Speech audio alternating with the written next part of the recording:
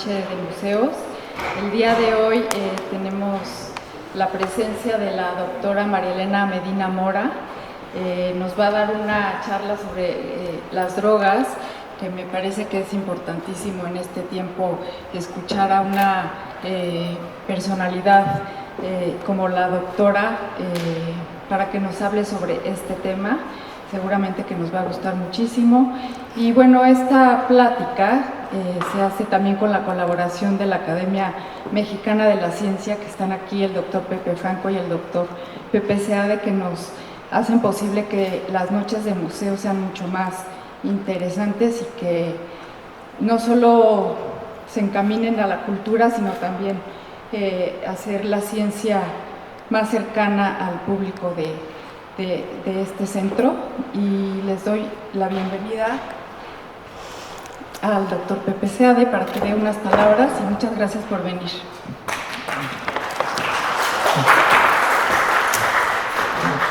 Muchas gracias, Belén. Pues es un gusto estar con ustedes. Quiero decir que para la Academia Mexicana de Ciencias es un honor poder tener esta colaboración con Fundación UNAM aquí en este Palacio de la Autonomía, para tener este ciclo de conferencias que estamos teniendo una vez al mes, que hemos titulado Ciencia en el Centro. Y bueno, qué decir el privilegio de tener hoy con nosotros a María Elena Medina Mora. Realmente es un privilegio, un honor, un gusto, y una vez más, un gran gusto estar con ustedes. Y dejo la palabra al doctor Pepe Franco para que presente. Muy bien, bueno, muchas gracias, tocayo. El doctor Seade, Pepe Seade, él es el presidente de la Academia Mexicana de Ciencias, así es que muchas gracias por la colaboración con el Palacio de la Autonomía, gracias también a Belén, y por supuesto, gracias a la doctora Medina Mora. Todos estamos acostumbrados a que hay superestrellas en el ámbito artístico, en el ámbito de los deportes, y pocas veces pensamos que también hay superestrellas en el ámbito científico. Y María Elena es una superestrella. Ella estudió psicología, hizo la licenciatura y la maestría.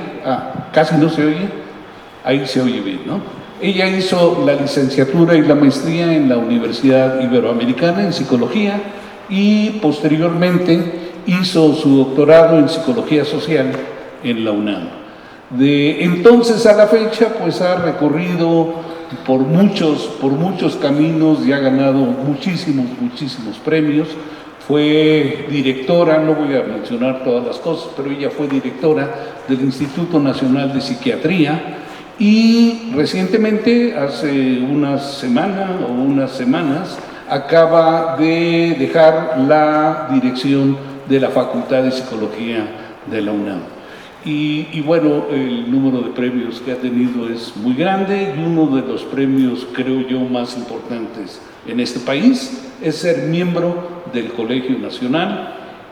María Elena es una de las pocas mujeres que hay en el Colegio Nacional y representan, pues yo creo que lo más relevante que tenemos en ciencia en México. Entonces ya dejo con ustedes a María Elena, por favor, Maris, adelante.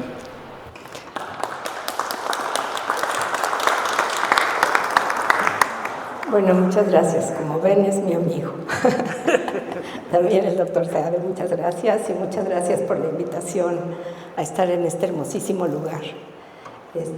Tengo la voz medio bajita, y si no me oyen, hagan así para que me suba más el micrófono, por favor. Bueno, primero pido perdón por haber tragado, me comí una A, pero el panfleto también se comió la O. Bueno, voy a hablar un poco de nuevas tendencias y poner énfasis en el fentanilo, porque ha sido muy cuestionado y con muchas controversias, y que creo que pues no han reportado bien lo que está pasando en México. Este es el equipo de trabajo. Este trabajo lo coordina la doctora Clara Fleis. Ella es la de camisa amarilla, la de que está arriba y abajo. Y todas las personas, pues digamos, es un grupo multidisciplinario que tiene pues, personas de muchas áreas, principalmente de las organizaciones de la sociedad civil, que son las que han dado atención a este problema, pero tenemos también psicólogos, psiquiatras, médicos, físicos. Tenemos también con nosotros personas que han hecho investigación durante mucho tiempo en la farmacología, que también es un punto muy importante. Y bueno, aquí estamos todos en este programa aportando nuestro granito de arena. Si me pasa la que sigue. Y sí ha habido, en forma muy importante, un cambio en la oferta, la demanda y el consumo de drogas. Digamos que al principio lo que teníamos, básicamente, y vamos a tener una diapositiva de eso, teníamos inhalables en las poblaciones infantiles, sobre todo en las que vivían en condiciones vulneradas, marihuana, que era la droga de mayor consumo, y sigue siendo la que tiene mayor número de personas que la usan. Pero la droga que más demanda de tratamiento tiene es el cristal, ¿no? Que es una metanfetamina y que está aumentando cada vez más. Ahora, lo que ha pasado es después, como en los 1980s, empezaron a haber vendedores, distribuidores de drogas que eran, les decíamos nosotros, los químicos de la calle, porque mezclaban sustancias, o sea, las drogas, con depresores, con estimulantes, para atender las necesidades de los clientes, de qué tipo de impacto tenían. Y era una situación muy complicada porque los vendedores probaban las drogas en su propio cuerpo para estar seguros que no le iban a hacer daño al cliente, iban a perder el cliente, pero era muy peligroso. Lo que hacían posteriormente fueron las mujeres en las que empezaron a probar las diferentes mezclas de sustancias, y ese fue como el inicio que empezó esta moda de unir sustancias. Lo que ha pasado con las drogas hoy día es que están adulteradas con otras sustancias, ahorita vamos a ver algunas de ellas, pero estas sustancias de manera muy especial mezclan estimulantes y depresores, eso no ocurría antes. Y pues el fentanilo se convirtió como en la parte central, se mezcla con metanfetaminas, con cocaína y con heroína, y es porque tiene un potencial de un efecto muy fuerte. Las mismas personas que usan drogas, que ahorita vamos a ver algunos de sus relatos, dicen que la heroína la usaban para no sentirse mal, ¿no? Y tenían que usar varias veces al día. Y eso depende mucho de qué tan cortada esté la droga, de cuánta disponibilidad, se corta mucho, entonces tienen que usar mucha. Y el fentanilo era para sentirse bien, ¿no? Y eso pues atrajo muchísimo a esta población que ya estaba usando heroína. Y pongo junto a ella la oxicodona, porque a veces se confunde lo que pasa en México y lo que pasa en Estados Unidos. Estados Unidos empezó con la oxicodona, que era un medicamento para manejo del dolor.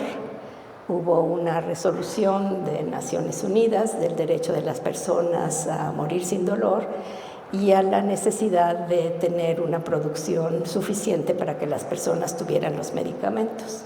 Lo que pasó, y todos lo conocen porque ha sido parte también de una serie de Netflix, empezaron a vender la droga y a consumir la droga sin seguir las indicaciones de la Organización Mundial de la Salud, que tiene una escalera que habla de la frecuencia y de la cantidad para evitar que las personas desarrollen dependencia. Entonces, no se siguió eso y se empezó a vender y a promover de una manera pues muy difícil, y pues para los que somos investigadores, el principal vía con la que se hicieron multimillonarios a partir de empujar el uso en Estados Unidos a una gran cantidad de personas sin cuidado fue un artículo de investigación de un médico que trabajaba en un hospital chiquito y que evaluó a las personas que estaban tomando este medicamento, oxicodona, para dolor, y no habían desarrollado dependencia, ¿no? No sabemos cuánto tiempo, tampoco sabemos qué dosis, tampoco sabemos quiénes eran los pacientes, y si se estaba siguiendo la norma no tendrían por qué haber desarrollado dependencia, pero ellos lo usaron para decir que si la droga, si el medicamento se usaba para dolor, no causaba dependencia. La verdad que es una verdad que cualquiera puede cuestionar. Pero pues Estados Unidos ya se murieron más personas por sobredosis que lo que pasó en las guerras. Y mucho de lo que hicieron fue, pues, claro, mucha propaganda, muchos premios a los médicos que la recetaban, mucho lobbying en los países, incluido México. Llegó a estar en las drogas, no había medicamentos de larga duración, pero sí, ni tampoco para los niños, pero había esta sustancia. Que bien usada no tenía un problema. Entonces contrataron muchos médicos que estaban recibidos, que tenían el papel de poder ejercer la medicina, pero no estaban trabajando, y tenía muchísimos clientes que hacían largas colas en las calles, solamente llegaban y decían, sigo con dolor, y le daban una dosis más grande. Entonces esto ocasionó que hubiera una gran dependencia, pero empezó con la oxicodona. Nosotros empezamos al revés, con la heroína. La heroína, pues durante muchos años, los primeros estudios que tenemos son de los 1970s, y ahí había en la frontera, sobre todo Tijuana, personas que usaban heroína. Y había, por supuesto, plantíos de heroína en México que se empezaron a desarrollar mucho con la presencia de los chinos para curar personas en la guerra. Pero se usaba poco en México y después se empezó a usar de una manera amplia en estas comunidades, pero no salía de esas comunidades, o sea, no llegaba a los otros estados. Más o menos como en los 2018 o quizá un poco antes, en el 15, se empezó a ver que había cada vez más estados que tenían heroína. Para la encuesta del 2016, prácticamente en todo el país había usuarios, muy poquitos, pero quería decir que ya la sustancia estaba en todo el país, porque las personas no pueden estar sin consumirla, y si no hay, pues no pueden estar en estas comunidades, y tampoco había medicamentos para que las personas pudieran sustituir la heroína. En los centros de tratamiento se empezó a ver que no era solo la zona fronteriza, ni principalmente la zona fronteriza, sino que había altos casos que llegaban a tratamiento en Puebla, digamos en la zona de arriba de Guadalajara, y en Morelos, y en fin, había todas estas situaciones, y pues nos empezamos a preocupar si esto no traería de la mano el fentanilo. Ustedes saben también que por esa época, por el 2017, se dejó de producir heroína, se dejó producir a la mitad de lo que estaba sembrado, y pues eso también hablaba de probablemente otras sustancias que estuvieran entrando al mercado. Fue cuando entró el fentanilo, y el fentanilo muchas veces, además de combinarlo con nuestras drogas, lo combinan con otras sustancias o adulterantes, y algunas de ellas muy dañinas. Y han visto, pues no sé si han visto a las personas que tienen llagas muy importantes en la piel, porque les incorporan, por ejemplo, sustancias que son depresoras para animales grandes y que inflaman los músculos, se truena la piel. Y como, bueno, los que nosotros estudiamos son de comunidades muy pobres y viven en ambientes muy contaminados, pues tienen supuración y están todo el tiempo en una situación de mucho dolor. Bueno, entonces, si me pasas la que sigue. Entonces, ¿qué pasó en el 2023? Hubo un consumo, creció mucho el consumo de drogas, la producción, el tráfico y el uso en el mundo. Estos son datos del reporte mundial de drogas de las Naciones Unidas, Entonces hablan de este crecimiento y lo que ellos están estimando es que la cantidad de personas que usan drogas aumentó de 292 millones en el 2022 a 20% más que 10 años antes. Por el COVID se pensó muchas veces, no tanto por el COVID, sino por el confinamiento, que el uso de drogas iba a disminuir porque pues, estaban cerradas las escuelas, los bares, los lugares donde normalmente se compran las drogas, pero hicieron lo mismo que para la comida y empezaron a hacer distribución en la casa y pues tampoco había ninguna restricción de qué edad, por ejemplo el alcohol no se sabía qué edad tenía el que lo estaba pidiendo, cuántas veces lo había pedido y lo podía pedir en 24 horas, ¿no? Entonces, para el alcohol no creció mucho el consumo, en realidad no creció, en una población pequeña sí creció y esa población pequeña desafortunadamente fueron muchos jóvenes. Pero en el caso de las drogas las tendencias fueron al crecimiento. Si me pasa la que sigue, por favor. Ahora, ¿qué otra situación representa de riesgo el fentanilo? Es que para producir la heroína, ustedes saben que son estas plantas con flores muy lindas que tienen un bulbo. El bulbo hay que abrirlo, sacar el contenido y luego procesarlo para convertirlo en heroína. Y pues eso implica también esperar la cosecha, después sacar la cosecha. Muchas veces hay redadas que cortan la cosecha. La marihuana también son pacas. En cambio, pues el fentanilo es chiquititito, en la punta de un lápiz caben todas las dosis que alguien pueda querer. Y esa situación que llega muy fácil por correo, que se transmite muy fácil, pues tiene, además de las ventajas de que no tiene que esperar la cosecha, no tiene que esperar pues que no haya participación del ejército en la destrucción de plantíos, etcétera. Entonces se volvió muy importante. La gran controversia de que si se producía o no en México, o sea, México no tiene los precursores. Estos precursores vienen de la India y de China. Los que más vienen a México son de la China.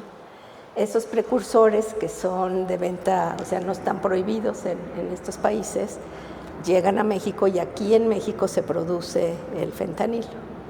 Ahora, el fentanilo como medicamento, esta es la parte ilegal.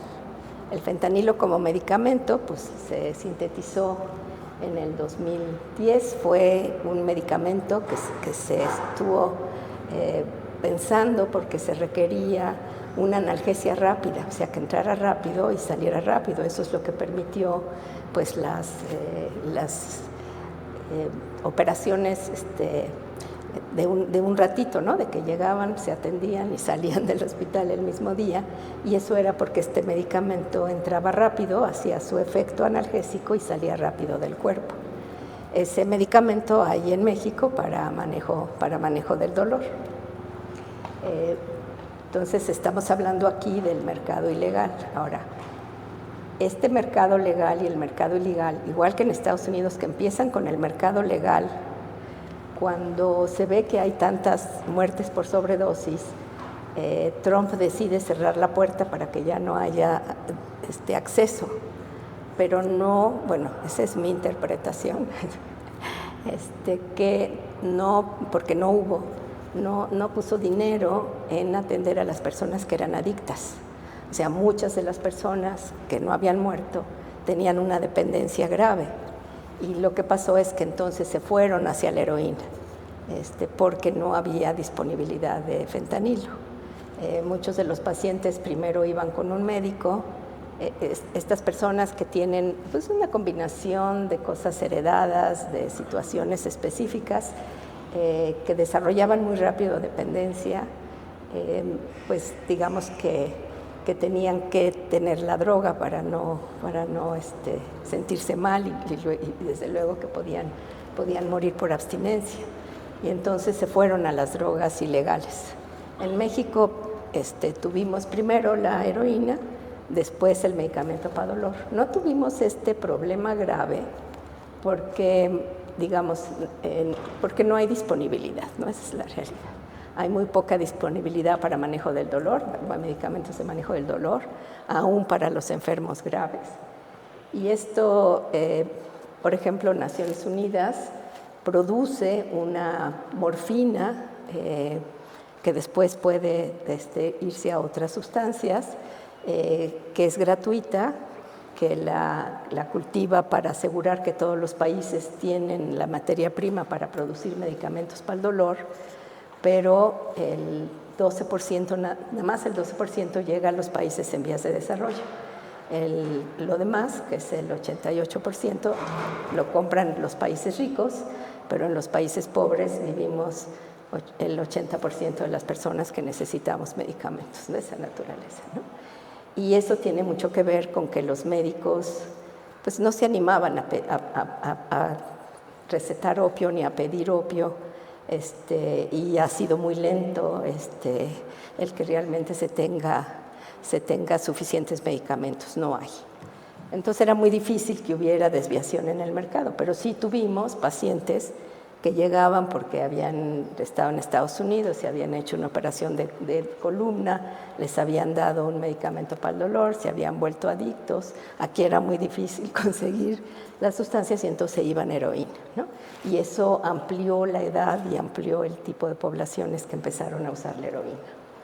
Ahora, estas, digamos, además de las ventajas del tamaño y de todo lo que hemos hablado, también la manera como se producen y cómo se distribuyen, pues es muy, muy beneficioso para las personas que hacen negocio con esta droga, porque pues al principio teníamos pues quienes, los que la traían, los que la importaban, los que primero hacían la producción química, la exportaban, luego la importaban también a otros lugares, y llegaban a los mercados.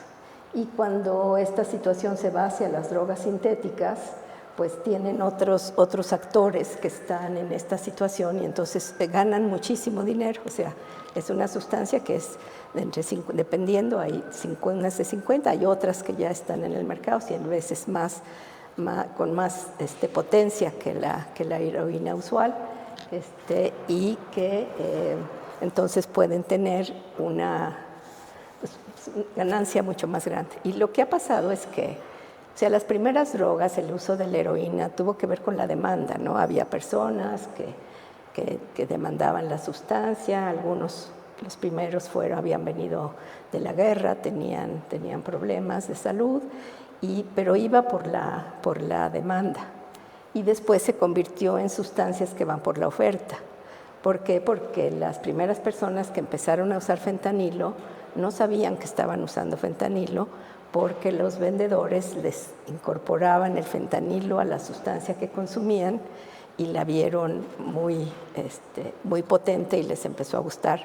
Y fue así como más bien una introducción de buscar clientes. Entonces, ¿qué fue lo que pasó? El primer estudio está publicado en este libro, es un libro que nos ayudó Pepe a sacarlo en la academia.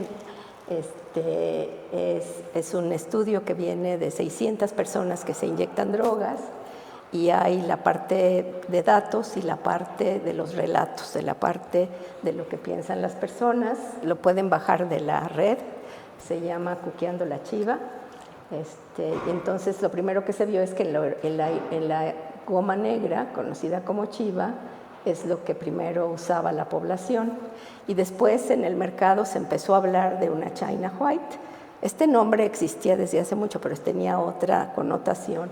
Quería decir que la heroína, que era en polvo blanco, que no era la menos procesada, que era la café, estaba teniendo un impacto mucho más grande, sentían un impacto mucho más grande, y esta fue la sobredosis, y de ahí pues sí llevó a haber más sobredosis en México, principalmente en Tijuana. Luego se confirma la presencia de fentanilo, es decir, para saber qué era lo que estaban usando las personas, lo que se pensó es que juntáramos parafernalia de lo que usaban las personas y restos de lo que había en las jeringas y que con esto se podía saber si la sustancia tenía o no fentanilo, y ahí empezamos a encontrar pues las drogas sí muy contaminadas. Ahora, el problema que nosotros tuvimos es que la naloxona, que es un medicamento que se pone en la nariz, es un medicamento que ayuda a las personas a sobrepasar la sobredosis sin morir. Las personas que están usando esta droga se mueren porque no pueden respirar. Y entonces este medicamento los hace que puedan respirar y entonces pueden no tener sobredosis. En México esta sustancia es un derivado del opio, pero no tiene ningún efecto de droga. Por alguna razón en México y en otros países se clasificó como droga peligrosa o droga que tenía que estar controlada, pero en realidad no tiene por qué estar allí. Muchos países hicieron ya el proceso de quitarla de la... Tú me dices cómo voy. La pudieran, pudieran usarla para poder respirar cuando se están ahogando. Y pues esto ha sido imposible que se haga en México. Hay como una confusión de qué es el medicamento, qué es una droga, que no es droga, o sea, que puede salvar las vidas, y por qué debemos de salvar las vidas de estas personas, que eso también se ha cuestionado mucho. Es decir, si son drogadictos, van a usar la droga, algún día se van a morir, viven muchos años, no es que se mueran tan rápido. Claro que con el fentanilo se ha aumentado mucho la muerte por sobredosis.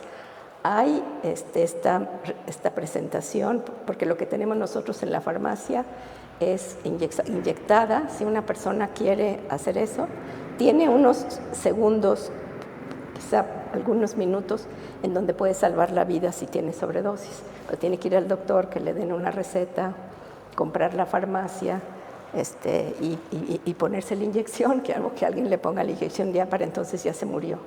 Entonces, lo que pasa es que Estados Unidos regala mucho de esta sustancia, y las personas de la frontera tienen que cruzar la frontera, y es un problema porque pues lo hacen porque quieren salvar personas, pero en realidad pues no hay, pues es ilegal, ¿no?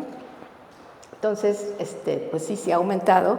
No tenemos datos exactos de cuánta gente está muriendo por sobredosis, aunque ya se están haciendo estimaciones en cohortes, pero los datos son altísimos. Ahora, lo que dice la comunidad es que hay muchos muertos, ¿no?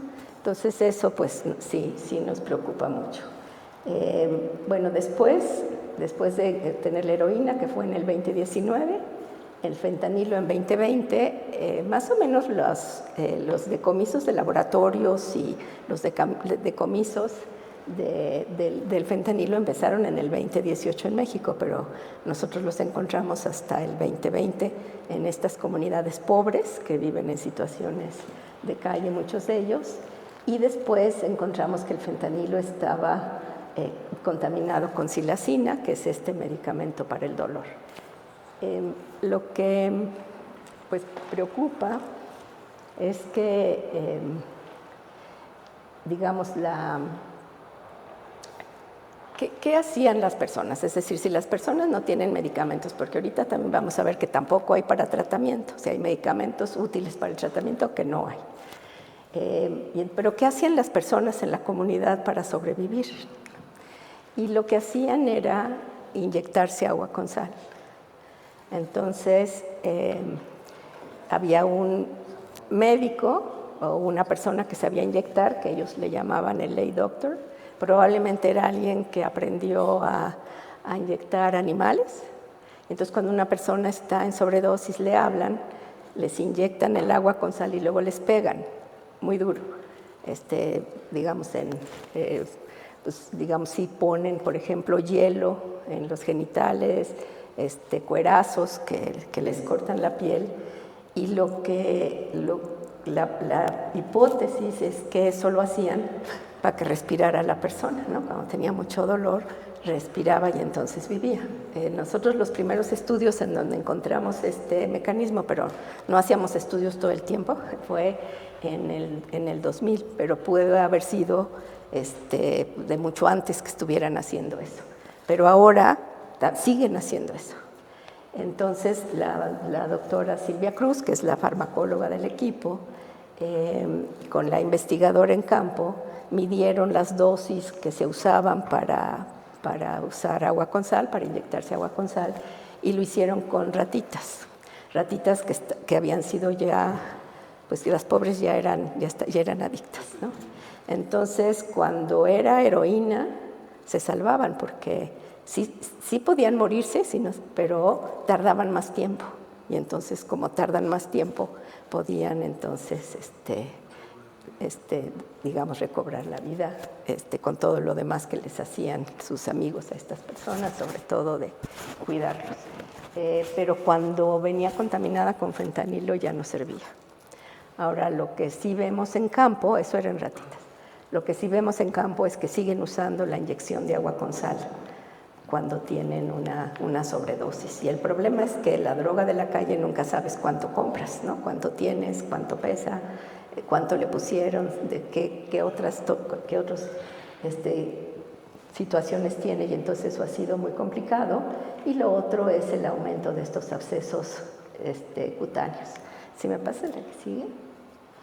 Entonces, pues decimos que, bueno, este es este texto de Clara Fleiss, en donde pues que se metió casi de manera silenciosa, cambiando a las personas.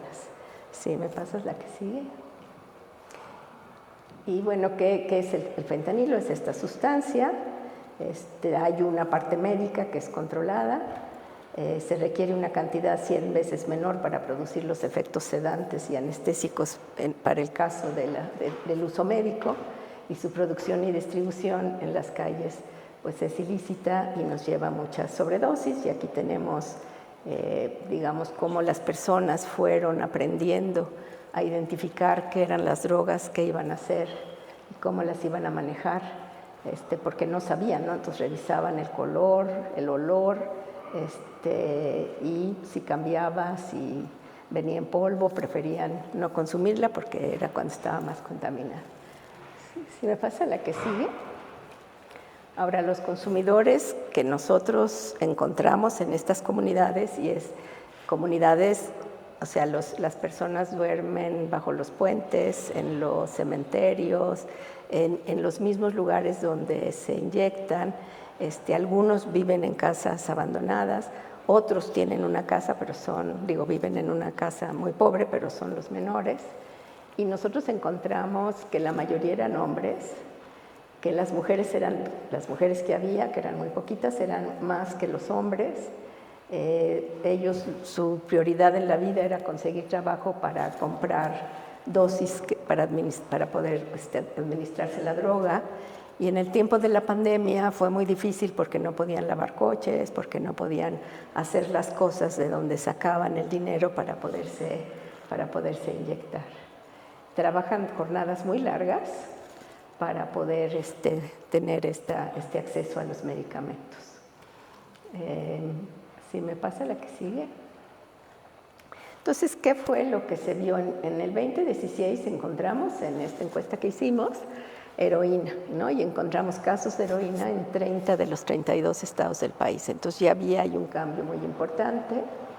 Después, en el 17 y 18, empezamos a ver que había un tipo polvo blanco de China White y que empezábamos a encontrar los abscesos en la piel. En el 2019, pues ya hubo evidencia de la presencia de fentanilo. Hay unas tiras, ¿no? En las que se puede determinar si la sustancia que se pone, por ejemplo, lo que había en la jeringa o la parafernalia en donde donde calientan la droga, había fentanilo, y ahí lo encontramos muy claramente. Y después, pues hubo un crecimiento en la disponibilidad de fentanilo, que ya era muy claro, que ya las personas buscaban a comprar el fentanilo, y después, pues sí, encontrar estas muertes por sobredosis. Ahora sí me pasa la que sigue. Ahora empieza y sí vemos que hay un problema con las poblaciones jóvenes, ¿no? Porque sí vemos que están en una edad media, son otro grupo de edad. En el primer estudio que hicimos en el 86, mi impresión cuando fui a Ciudad Juárez a hablar con las ONGs para poder acordar con ellos dónde íbamos a poder conseguir a las personas que íbamos a entrevistar, mi impresión era que eran lo que aquí veíamos como personas que tienen problemas con el alcohol, como las personas que tienen dependencia en el alcohol, que son de esa edad media hacia arriba, con mucho deterioro en su cuerpo, en su ropa, y los veíamos muy parecidos, pero después pues empezó a pasarse a las personas más jóvenes. Esta chica, por ejemplo, nos dice, ella, que se hablaba de su mamá, me inyectó por primera vez. Yo tenía 10 años, lo hizo con cocaína. Yo nada más acuerdo que los pies se me doblaron, así bien feo, y de repente me quedé dormida. Fue todo lo que sentí. Cuando estaba más grandecita le pregunté a mi mamá qué era eso y me dijo que era chiva. O sea, aquí está hablando de la heroína. Lo que me había puesto, y yo le pregunté, ¿dónde están los conectas? Y me dijo, allá están, luego en la esquina. Dice, ve y cómpratelas y me traes 2 a mí. Compré 2 mías y 2 para ella, y así eso fue todo. O sea, una situación, había otro chiquito que vendía drogas en la esquina de que los niños pasaban para ir a la escuela, y entonces había un chiquito que pasaba todos los días y le decía que qué estaba haciendo, y le decía que fumaba marihuana. Entonces él empezó a probar la marihuana, pero un día lo vio inyectarse y le pidió la inyección y lo inyectó, ¿no? Y a los 12 años adquirió una gracias, perdón, pues una dependencia bastante fuerte, ¿no? Pero vemos pues muchos relatos de estas poblaciones jóvenes. Si me pasas la que sigue. Ahora, esta es una mujer americana de 51 años. Muchos americanos cruzan la frontera para drogarse en México. Y esta persona dice, a mí sí me gusta el fentanilo, dura el doble de tiempo. Cuando uso heroína estoy preocupada por la siguiente dosis y la siguiente. Con el fentanilo puedo pasar todo el día y solo llega el momento en que me dices, necesito la siguiente. La malilla te da igual. No es lo mismo. La malilla no te da. Si la malilla es esta situación que están con abstinencia, y sabes que te va a llegar, en la heroína te va a llegar rápido, y en el fentanilo tarda más. ¿Cómo es el efecto? Es como la heroína, pero más potente. La heroína la usas para no enfermarte, pero con el fentanilo es para sentirte bien. Me permite ser funcional, le cuesta 50 pesos la dosis, y saben muy bien en dónde comprarla. Si me pasa la que sigue. Entonces, ¿qué es lo que en la distribución se encontró? Porque pues se vio que en donde había decomisos de drogas, ¿no? Y por ejemplo, en los últimos datos, la Ciudad de México tiene decomisos muy altos, pero son decomisos en el aeropuerto. Lo que no sabemos si son decomisos para consumirse aquí o para distribuirse a otros lugares, porque en realidad no hemos encontrado mucho problema aquí, ¿no? Y los lugares donde se consume pues, son mayoría afuera, pero no exclusivamente. Si me pasa la que sigue, o sea, hacia la frontera. Perdón, sí, la que sigue. Este cuadro es de centros de tratamiento. Estos son datos de Chihuahua. Son datos que vienen desde el 2004 hasta el 2023-2. No, el 2023-2, ok. Y el negro es la heroína, ¿no? Y vemos cómo en Chihuahua empezó a haber mucha demanda de personas que llegaron a tratamiento por heroína, pero vemos baja y lo que crece es el cristal, que es esta droga. Y esa es la droga, que es una metanfetamina cristal por la manera de la presentación, y es la droga que más demanda de tratamiento está generando. Es una droga, es un estimulante. Y vemos, digamos, cómo creció y cómo la marihuana pues, ha bajado, ¿no? Aunque sí tenemos mucha gente que va a tratamiento por cannabis. El siguiente lo que nos dice es cómo incrementó los datos en la frontera, y la última ve diferentes sustancias. La última columna es la de fentanilo, perdón, porque no se ven los datos. Ahora, hay una diferencia, no voy a leer la parte de adentro, pero en el 2019, pues hablaban poco de esta sustancia, es el mismo caso que ya les conté, y a partir del 2022, pues sí dicen, por ejemplo, acá en Mexicali fue cuando empecé a escuchar del fentanilo, como quien dice, se acabó la heroína y eso es lo que estamos consumiendo. Entonces, explican cuáles son los recursos y lo que pensamos que son los factores que han contribuido a la expansión son disponibilidad, porque se acabó la heroína, bajo costo, efectos porque es muy fuerte, alivia el dolor y te adormece los músculos. Entonces, pues lo que pensaríamos ¿va a seguir aumentando? Es probable que sí. ¿Se va a ir a otros lugares? Sí, tenemos lugares en la frontera donde hay consumo de fentanilo. El estudio nuevo se hizo nada más en Baja California porque se estaba buscando otros datos, pero sí se ha encontrado en Hermosillo y se ha encontrado en lugares cercanos. Ahora, ¿qué otra cosa se hizo? Porque se dice que no hay en México. Entonces lo que hicieron los CEMEFOS fue probar si los cuerpos que llegaron, ya es que llegan los cuerpos que murieron en la calle, que hay violencia, o sea, no es representativo de toda la población, si en el cuerpo de esas personas había fentanilo. No quiere decir que hayan muerto de fentanilo, nada más si está presente. Y encontraron una proporción muy alta, en algunas poblaciones al norte hasta el 70%.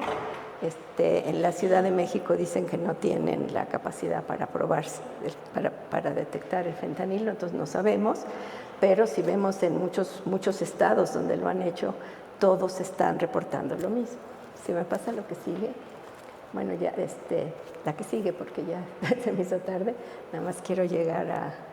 O sea, hay muchísimos problemas, además de los problemas de salud, y tiene que ver con insuficiencia alimentaria, falta de educación, un ambiente muy inseguro, problemas del 70% viven en la calle, y en fin, tienen en la economía informal, es decir, son poblaciones que no son atendidas. Si me pasa la que sigue, pues la sobredosis de la que ya hemos hablado, y la que sigue, por favor. Los cuerazos, que es así como se queda la piel, y supura mucho por la inseguridad en la que viven, la que sigue, el síndrome de abstinencia, que los puede llevar a la muerte, y lo que requieren es consumir para no tener la abstinencia.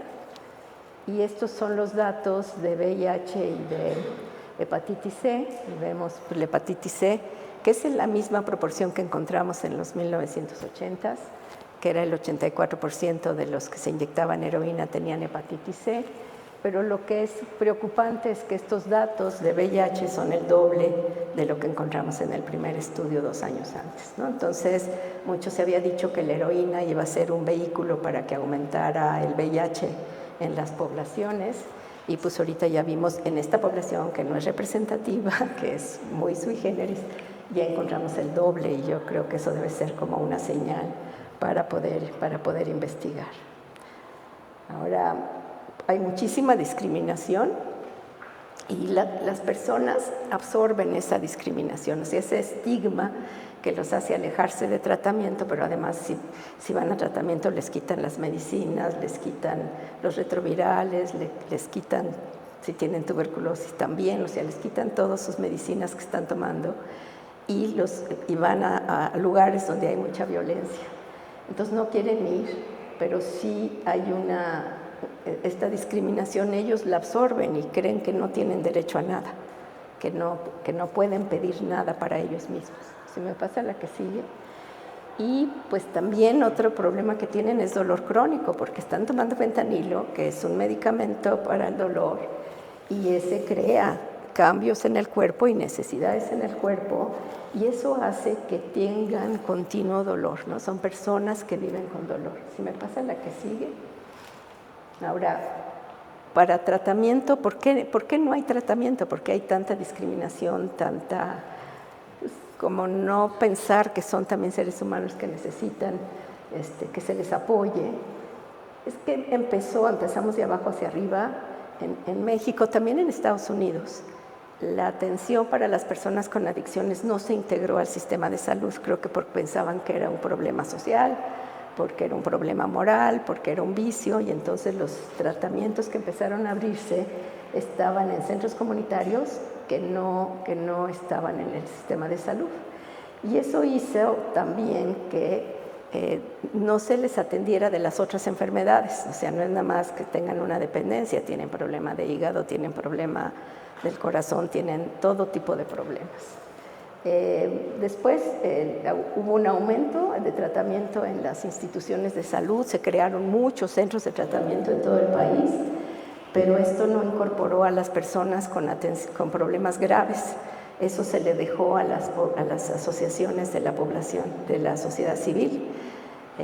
Muchos, pues sí, hacen lo que pueden, y a veces hay mucha violencia y maltrato a las personas que van a estos centros. No todos, hay unos maravillosos, pero tampoco han recibido apoyo del gobierno. Lo que hay es una norma que hace que se vigile si ese centro cumple o no cumple con la norma, pero no hay apoyos, ¿no? Y tampoco es muy fácil cerrar un centro que no está cumpliendo la norma. Por eso tenemos mortalidad prematura, aunque viven muchos años, y pues desde luego pensamos que se requiere opciones de tratamiento flexible, no de todo o nada, es decir, no podemos decirle a una persona que está en estas condiciones tienes que dejar de consumir. No lo va a hacer, no lo puede hacer, y cómo entonces tenemos que desarrollar metodologías más específicas para ellos, y pues desde luego atender sus necesidades especiales. Las respuestas que nos han dado cuando pedimos eso son adictos, se van a morir, ¿por qué aumentar su agonía, ¿no? Lo cual pues es una situación terrible, porque digamos lo que se ha investigado en la ciencia de la conducta y del cerebro, sí sabemos que esta discriminación, no cuidado, duele igual porque pasa por las mismas esferas del cerebro que pasa, por ejemplo, el dolor por un accidente, y se afecta y se siente de igual manera. Entonces sí necesitamos pues repensar, porque aquí estamos hablando de la frontera norte y de algunos estados, pero pues el mismo problema lo tenemos con las personas con problemas del alcohol, en general con las personas pobres que viven en situaciones donde no tienen acceso a lo que tienen derecho. Muchas gracias.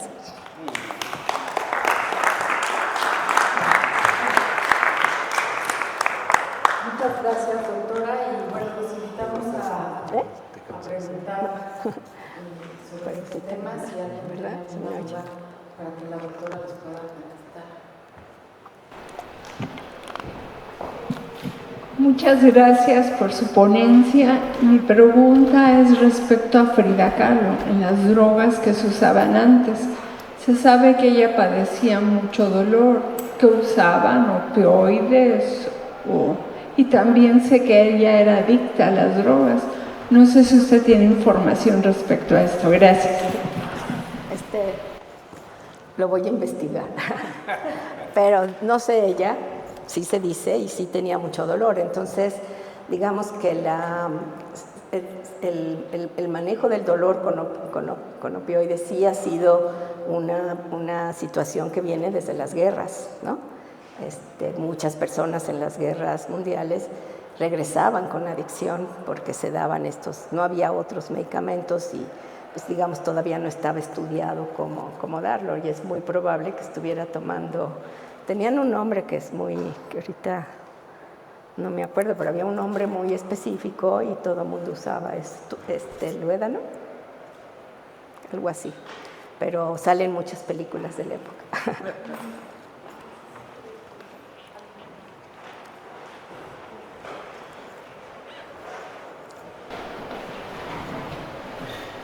Buenas noches, gracias doctora por su ponencia, muy amable. Me presento, soy Jaime, paramédico, voluntario de Cruz Roja. Tengo una duda respecto al uso de los medicamentos en el ámbito prehospitalario más que nada. Me ha tocado atender pacientes bajo sobredosis y más que nada también otros pacientes a los cuales pues, han tenido o han sido víctimas de trauma, y en el ámbito prehospitalario pues, piden mucho manejo para el dolor. Sin embargo, los servicios médicos prehospitalarios aún en México están pues, progresando, haciendo una transición de lo básico al avanzado en este tipo de medicamentos. ¿Cree usted que en un futuro el uso de los opioides en el ámbito prehospitalario pueda ser posible siempre y cuando se bajo una dirección médica, o aún estamos en un periodo muy riesgoso para usar esos medicamentos sin control? Yo creo que hay una reglamentación muy buena, ¿no? Porque durante mucho tiempo pues, el fentanilo no tuvo problemas, ¿no? O sea, es como, yo creo que para las atenciones en estos casos de urgencias se necesitaría tener naloxona primero, porque eso les va a salvar la vida. De hecho, las organizaciones de la sociedad civil que cruzan Estados Unidos a traer la naloxona nasal que les regalan, pues los policías van ahí, los bomberos van ahí, los paramédicos van ahí, los médicos en ambulancias van ahí y les dan estos medicamentos, ¿no? Que ese no ocasiona ningún problema, ¿no? Entonces, pero sí, yo creo que si se siguen las reglas, pues se sabe que, digamos, una persona puede ser que tenga una vulnerabilidad muy especial. Por ejemplo, un caso de un chico que había sido adoptado y no se sabía nada de sus padres y tomaba de vez en cuando alcohol, estaba perfecto. Fue al hospital, le sacaron un órgano, le dieron un medicamento para el dolor, y él dice que por primera vez sintió que vivía, que había encontrado su felicidad, y era pues una situación probablemente hereditaria que lo hacía muy sensible al medicamento. Empezó a tomar el medicamento, empezó a pedir más, la primera vez le dieron más porque se lo terminaba antes de la receta y después ya no le quisieron dar, entonces pues se fue a buscar otros medicamentos. Finalmente entró a una clínica de metadona y le funcionó perfecto y volvió a ser normal, ¿no? Pero sí, es como que en un ratitito, yo creo que si pensamos, por ejemplo, en las personas que conocemos que de jovencitas empiezan a tomar alcohol, hay unos que rapidísimo se toman demasiado y rapidísimo se emborrachan. Hay esas sensibilidades de esas personas, ¿no? Entonces yo sí creo que hay que cuidarlas, y eso quiere decir que a lo mejor no vamos a poder controlar a todas, pero si tenemos el medicamento y el programa de tratamiento para atenderlos, no tendría por qué haber un problema. Es peor que estén comprando las medicinas en el mercado, porque lo que han hecho con la oxicodona es que ahora hay oxicodona que se vende en los mercados, que por supuesto no es oxicodona y por supuesto está muy contaminada, pero las personas que no pueden tener acceso al medicamento hacen eso. Entonces una de las políticas que se recomienda es que haya abasto, no que no haya. O sea, es más riesgoso que no haya abasto, porque entonces toman estas alternativas que son muy peligrosas. Entonces yo espero que sí, que rápido ocurra. Muchísimas gracias.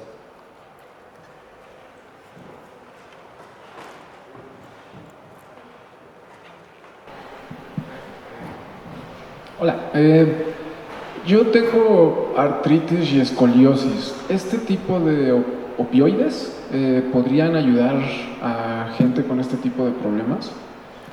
Sí, manejado por el médico, ¿no? Y digamos, hay un periodo en que actúa y luego baja, ¿no? Baja el efecto, la sensibilidad de la sustancia. Entonces se tiene que ver con un médico para ver las cantidades.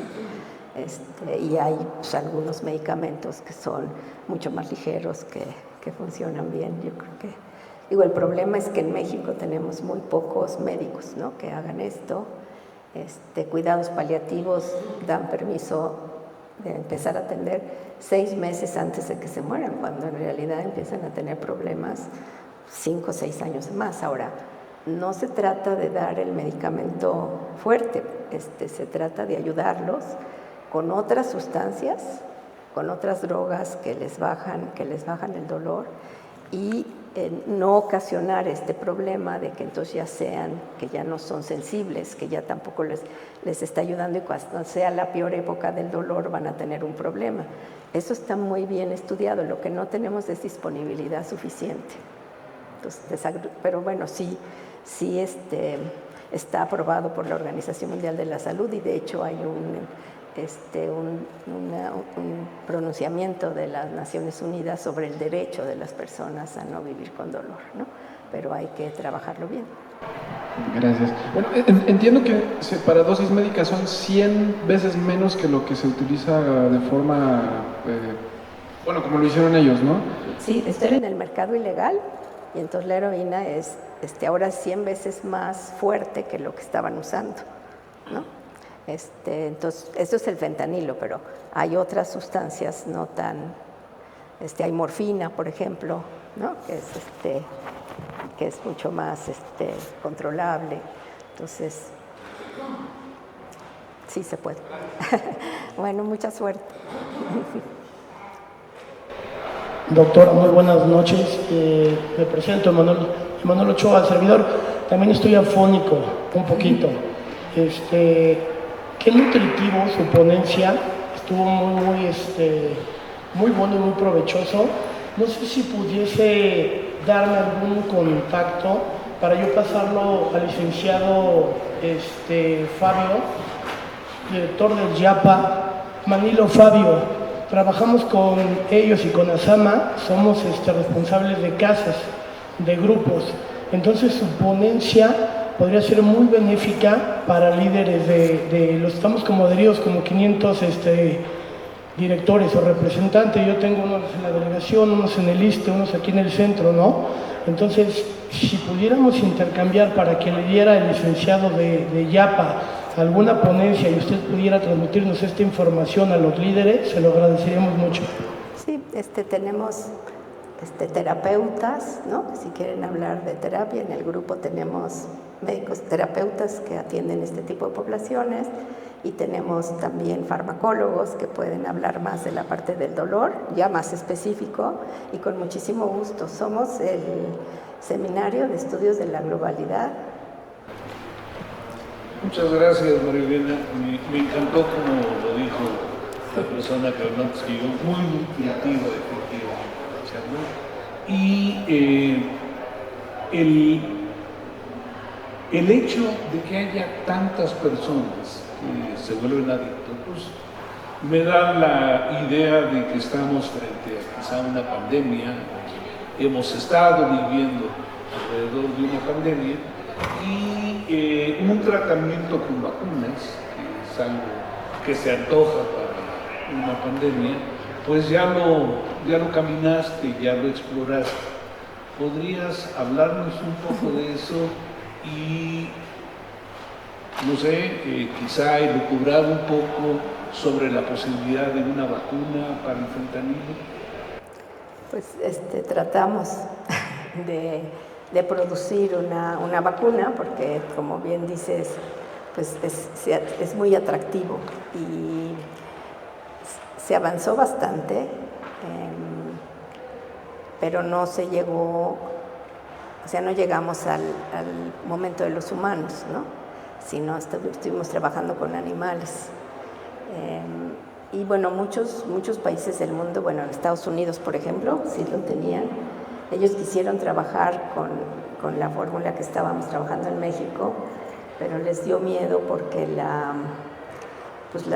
sustancia, o sea, lo que hacía la vacuna es que creaba una capa en donde entraba la droga y no llegaba al cerebro. Esa era como la hipótesis. Y sí se lograba capturar, pero digamos que lo que envolvía era una sustancia tóxica, pero o sea, no producía efectos porque estaba tratada, pero a ellos les dio un poco de miedo eso. Y no progresamos porque no había dinero, o sea que sale carísimo, y todo el mundo decía, sí, en cuanto lleguen a la primera fase de la prueba con humanos, entonces nosotros invertimos. Acababan de invertir en una vacuna para tabaco, en la que habían perdido muchísimo, entonces tampoco era una época muy buena, Y pues en México no iba a haber ese dinero, ¿no? Pero tampoco avanzaron en Estados Unidos, ¿no? Iban también por el mismo camino con otros mecanismos, pero tampoco avanzaron. Pero pues algún día debe de poderse.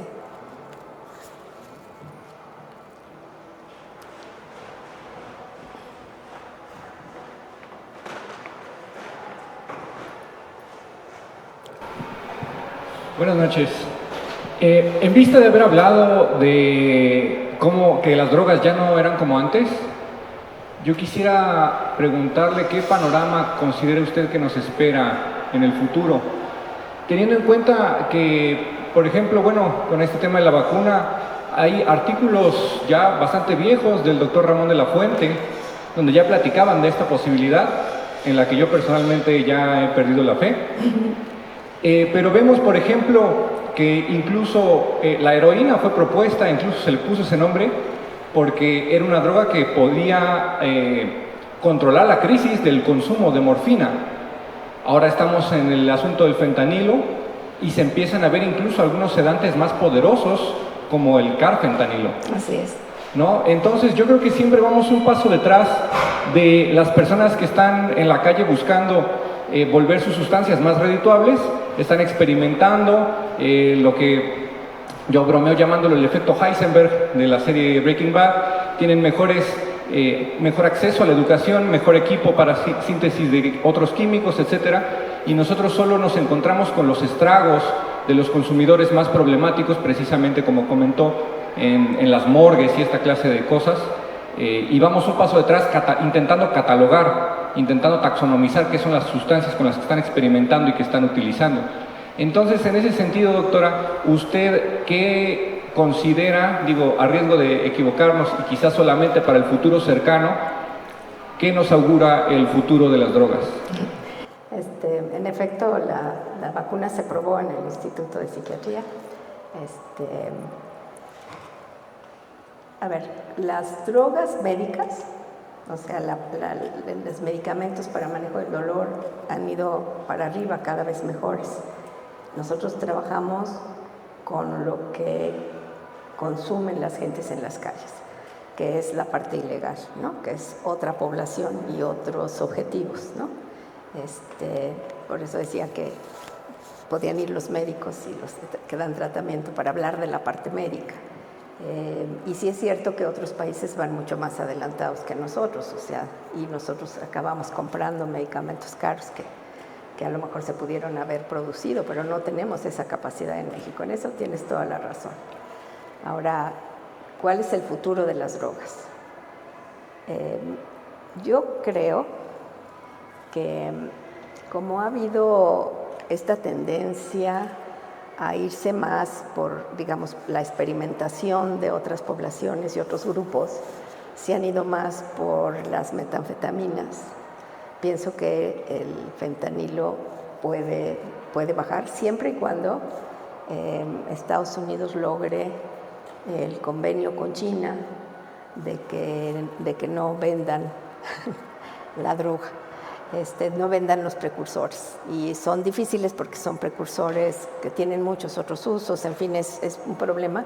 Creo que sí se podría, pero ya se ha hecho en México. Por ejemplo, había una droga que le decían que era la droga que dormía a las personas, o sea, le daban la droga a la chica en el bar, y era buenísima porque además, digamos, los pacientes que usaban ese tipo de sustancia decían que dormían perfecto. La cosa es que perdían la capacidad para defenderse, ¿no? Y entonces se usaba mal en estos bares. Y entonces estaba producida con para las alergias, y lo quitaron, pero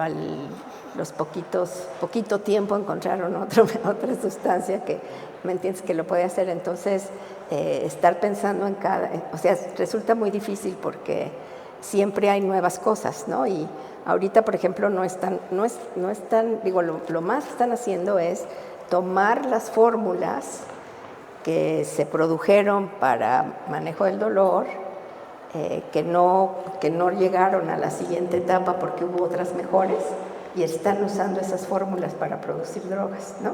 Estas personas que lo hacen en el mercado ilegal. Entonces, sí es un gran reto. Lo que pienso es que pues sí podemos tener un futuro no tan bueno. Lo que hemos encontrado es que se está usando más en las poblaciones muy jóvenes. El crecimiento en las niñas de 12 a 17 años es más fuerte. Bueno, y ahí no es fentanilo, son otras drogas primero.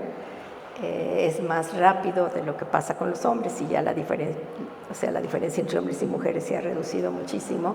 Y esas chicas que están usando tan temprano se convierten en los perfectos consumidores, ¿no? Porque el uso durante la adolescencia tiene mucho más riesgo de dependencia, ¿no? Entonces estamos viendo ese crecimiento. Pero por otro lado, en la pandemia no aumentó el alcohol, o sea, todos los estudios que salieron en toda Mesoamérica, se vio que hubo un grupo que consumió mucho más, pero la mayor parte de las poblaciones o se quedó igual o bajó el consumo. Entonces, digamos que sí puede haber otros factores sociales que puedan hacerlo. Lo que sí creo es que no se están aplicando las medidas, las políticas protectoras que sí podrían evitar que estas cosas sucedieran, ¿no? Entonces, y bueno, estas personas también no hay medicamentos para ellos, ¿no? Porque, por ejemplo, les funciona muy bien la terapia cognitivo-conductual, no hay quien se las dé, le funciona bien la metadona y funciona bien la buprenorfina y tampoco las tienen disponibles, ¿no? Entonces, sí creo que necesitamos trabajar mucho en eso para que tengan acceso a tratamiento y eso evite que tengan estos problemas y que otras personas se enganchen, ¿no? Si las puedes detectar rápido. Claro, tienes que ir a la comunidad por ellos porque no van a venir a los hospitales, pero yo creo que el futuro puede no ser muy bueno. Naciones Unidas piensa que va a crecer mucho más. México ha empezado con poquitos casos siempre, pero pues algún día nos va a tocar también la epidemia si no tenemos estas medidas preventivas. Gracias. Muchas gracias. Y por cierto, es láudano el brebaje que se preparaba con alcohol, morfina y algunas otras sustancias. ¿Tú eres médico? No. Pues sí. a la información. Sí, muchas gracias. Es justamente ese. Y es de hace muchísimos años. Ok. Muchas gracias. Pues muchas gracias, doctora. Gracias a los doctores que nos acompañan el día de hoy por la vocación y la disponibilidad de compartir con nosotros, venir hasta el centro histórico a compartir estos conocimientos, a ustedes también por venir y seguir haciendo posible estas charlas tan interesantes. Los invitamos a nuestra Noche de Museos en el mes de noviembre, que nos veamos por aquí, también va a ser muy interesante y pues muchas gracias.